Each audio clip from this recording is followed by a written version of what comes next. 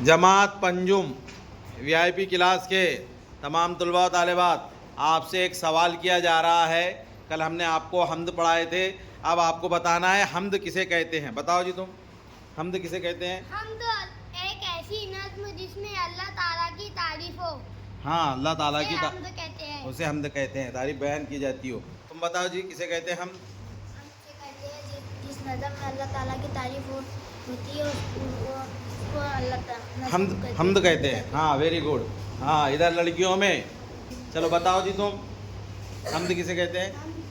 उसे कहते हैं जिसमें अल्लाह ताला की तारीफ बयान की जाती है। Very good. बताओ जी। हम्द उसे कहते हैं जिसमें अल्लाह ताला की तारीफ बयान की जाती है। हाँ, खड़े रह के बताना, बोलो। हम्द उसे कहते हैं अल्लाह ताला की तारीफ की जाती है। हम्द इसे कहते हैं जिसमें अल्लाह ताला की तारीफ की जाती है।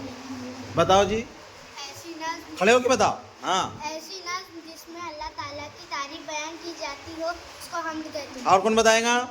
हाँ, वेरी गुड। बताओ। ऐसी नज़्म जिसमें अल्लाह ताला की तारीफ बयान की जाती है उसे हम्द कहते हैं। उसे हम्द कहते हैं।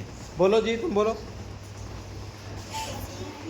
हाँ, जिसे अल्लाह ताला तारीफ, की तारीफ के लिए हाँ, उसे हम्द कहते हैं। बोलो एक बार सब जोर से, हम्द किसे कहते हैं?